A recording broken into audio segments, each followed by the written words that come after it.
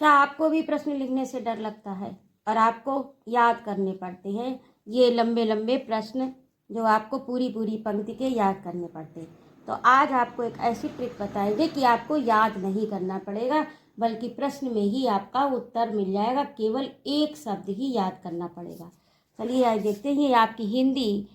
मैं उपस्थित हूँ आज कक्षा 10 की हिंदी के अंतर्गत अनिवार्य संस्कृत का दूसरा पाठ वाराणसी लेकर। वाराणसी पाठ का अनुवाद हो चुका है और आज इसके प्रश्न उत्तर हैं। तो पहला है, वाराणसी नगरी कस्या नद्या कूले स्थिता। वाराणसी नगरी कस्या माने किसके नदी, कौन सी नदी के, कूले माने किनारे पर स्थित है। तो ये वाराणसी नदी किस कूल पर स्थित है, यानी किसके किनारे। तो कस्या के जगह पर आप कर देंगे गंगाया और पूरा इसी तरह से लिख देना है। दूसरा है आपका, वाराणसी नगरी कस्या नद्या कस्या शोभाम अवलोक्य वैदेशिका पर्यटका वाराणसी बहु प्रशंसन्ति। यानी किसकी शोभा देखकर विदेशी जो हैं, विदेशी पर्यटक प्रशंसा करते हैं। तो कस्या के स्थान पर गंगाया। बस गंगाया शब्द याद करने से आपके 2 उत्तर तैयार हो जाते हैं। तीसरा आपका है, वाराणसी कस्या भाषाया केंद्रम अस्ति। वाराणसी के किस भाषा का केंद्र है, तो संस्कृत भाषाया। संस्कृत, यहाँ पर केवल संस्कृत जोड़ देना है। तो आपको 3 शब्द, 2 ही शब्द याद करने पड़े और आपके 2 उत्तर पूरे हो गए। अब अगला है, वाराणसी कियंता कति। कियंता कति यानी दोनों का अर्थ एक ही है, चाहे कियंता लगाएं अथवा कति लगाएं। विश्वविद्यालय संति। तो वाराणसी में कितने विश्वविद्यालय हैं, तो इसका उत्तर होगा 3। आप अब अगला देखिए, इसमें आपका त्रया हो जाएगा, यानी कितने विश्वविद्यालय हैं, 3 हैं। तो कश्याम की जगह यहाँ पर त्रयः आप इस तरह से लिख दें, त्रय और यह। तो 3 विद्यालय स्थित हैं। कंति के आगे ये वाला हो जाएगा, इधर लिख दिया। संपूर्णानंद संस्कृत विश्वविद्यालय कश्याम नगर्या विद्यते। तो ये हो, इसका होगा वाराणस्याम नगर्या। वाराणसी नगरी केशाम संगम स्थली अस्ति। तो वाराणसी नगरी विविध धर्माणाम, केवल कश्याम केशाम की जगह पर विविध धर्माणाम याद कर लीजिए और पूरा वैसा ही लिख दीजिए। वाराणसी कस्या केंद्र स्थली अस्ति। तो वाराणसी किसकी केंद्र स्थली, तो भारतीय संस्कृति और संस्कृत भाषा की। तो भारतीय संस्कृति और संस्कृत भाषायाश्च नगरी केंद्र स्थली अस्ति। अगला है, दारासिकोहा कुत्र गत्वा भारतीय शास्त्राणाम अध्ययनम अकरोत्। यानी दारासिकोह कुत्र माने कहाँ, गत्वा माने जाकर, भारतीय दर्शन शास्त्र का, भारतीय शास्त्र आदि का अध्ययन किया था। दारासिकोह ने कहाँ जाकर भारतीय शास्त्र दर्शन का, भारतीय शास्त्रों का अध्ययन किया था। तो इसका उत्तर होगा वाराणस्याम नगर्याः। अब इसमें आप 3-4 शब्द केवल याद कर लीजिए और आपके 16 प्रश्न बन जाएंगे। और ये इस पाठ से बोर्ड परीक्षा में अवश्य कुछ ना कुछ पूछा अवश्य जाता है। तो ये पाठ परीक्षा की दृष्टि से बहुत अधिक महत्वपूर्ण है।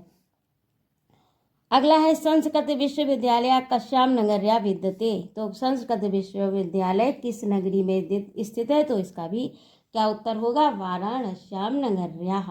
वाराणसी किमर्थ प्रसिद्धा। वाराणसी किस लिए प्रसिद्ध है, तो वाराणसी विद्या कला शिल्पा नाम कृते प्रसिद्धा। वाराणसी नगरी जो है वो विद्या कला और शिल्प कलाओं के लिए प्रसिद्ध है।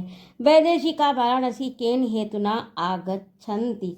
विदेशी वाराणसी किस हेतु से आते हैं। विदेशी लोग जो है वो वाराणसी में किस हेतु, किस संकल्प, मतलब किस लक्ष्य के लिए आते हैं। कृते होता है के लिए, किसके लिए आते हैं। तो इसका उत्तर होगा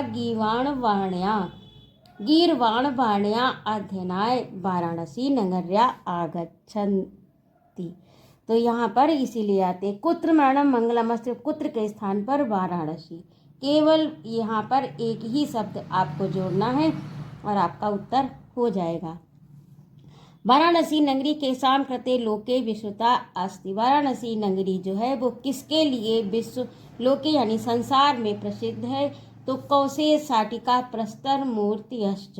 यानी केवल यहाँ पर ये जो अपनी केशाम कृते के स्थान, केशाम कृते के स्थान पर आपको एक शब्द, 2 शब्द जोड़ देने हैं।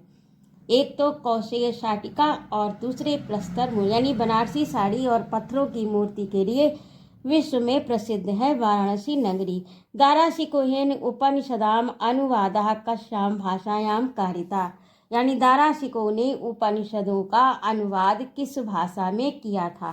तो दाराशिकों ने जो अनुवाद था वो किस में कराया था, किस में किया गया था, फारसी भाषा में।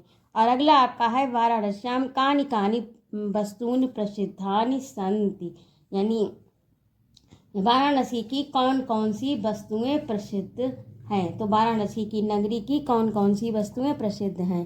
वाराणसी नगरी की साड़ी, कौशेय शाटिका और पत्थर की मूर्ति प्रसिद्ध है। वाराणस्याम गेहे गेहे किम द्योतते, तो वाराणसी के विद्यायाम दिव्यम ज्योति, केवल गेहे गेहे किम के स्थान पर विद्यायाम दिव्य ज्योति शोभते द्योतते। बस इतना ही आपके पूरे हो गए उत्तर। और हिंदी का संस्कृत में अनुवाद वाराणसी गंगा के पावन तट पर बसी है। ये आपके अनुवाद मैंने यहीं पर लिखे हैं, इसे देखिए। वाराणसी धर्माणाम संगम स्थली अस्ति, अनेक पर्यटक दूर देश से यहाँ आते हैं। तो वाराणसी इसका यहाँ पर आ गया, ये यहाँ पर आया नहीं। अनेके पर्यटका सुदूरेभ्यः देशेभ्यः अत्र आयान्ति। और वाराणसी किस भाषा का केंद्र है। तो वाराणसी कस्या भाषायाम केंद्रम अस्ति। श्याम फल खाएगा, श्यामः फलम भक्षयिष्यति। चतुर ग्रामीण पढ़ा लिखा था, चतुर ग्रामीणा शिक्षितः आसीत्। वह पैर से लंगड़ा है, सह पादेन खंजः आसीत्। तो इस प्रकार से आपके अनुवाद हो गए। और ये जो पाठ के गद्यांश के अनुवाद हैं वो आपको मैंने पढ़ा दिए हैं, तो उसमें आप देखिएगा। और अगला आपका है व्याकरण संबंधी प्रश्न। तो इसमें निम्नलिखित में से क्रिया रूपों में धातु, लकार, वचन तथा पुरुष स्पष्ट कीजिए। तो ये आप इस तरह से देख लीजिए। अब इसको मैंने इसमें इस तरह से लिख दिए हैं, इन्हें आप देखिए। पहला है आपका ग्रहणंती, यानी इसकी धातु जो है वह ग्रह धातु है, लट लकार है, प्रथम पुरुष है और बहुवचन है। अकरोध का क्र धातु है, क्र धातु, लट लकार, प्रथम पुरुष, एक वचन। आयांति का आधन या लट लकार है, प्रथम पुरुष है, बहुवचन है। वर्धयति का वृद्ध धातु है, लट लकार है, प्रथम पुरुष है, एक वचन है। और परिपालयंती परिधन पा, यानी दो इसमें आ गए, तो लट प्रथम, लट लकार, प्रथम पुरुष, बहुवचन। और स्पृहयंती का स्पृह धातु है, लट लकार है, पुरुष प्रथम है और बहुवचन है। अब इस अगला है आपका अध्ययनाय। हाँ, अगला इसी में दिया है।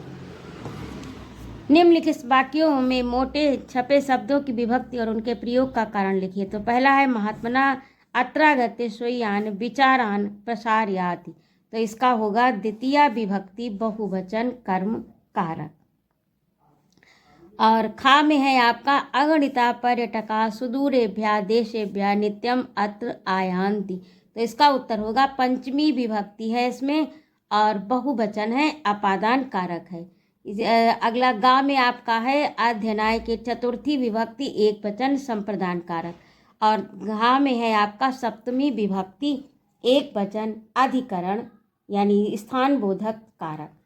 और एक आपका और बचा है निम्नलिखित शब्दों में प्रयुक्त विभक्ति का वचन उल्लेख कीजिए। तो इसमें विभक्ति का वचन इस तरह से रहा। अध्ययनाय में चतुर्थी विभक्ति एक वचन, ज्ञानेन में तृतीया विभक्ति एक वचन, गंगा या पंचमी और षष्ठी दो विभक्ति, कूले में सप्तमी विभक्ति एक वचन, देशेभ्यः पंचमी विभक्ति चतुर्थी विभक्ति और बहुवचन, विचारान द्वितीया विभक्ति बहुवचन और कवि तृतीया विभक्ति बहुवचन। तो इसी के साथ आपका यह पाठ वाराणसी का पूरा हुआ अभ्यास कार्य। जुड़े रहिए मेरे चैनल से। यदि आपको मेरी प्रस्तुति अच्छी लगी हो तो कृपया मेरे चैनल को सब्सक्राइब करें, लाइक और कमेंट करें तथा अपने मित्रों में शेयर करें। जय माँ भारती।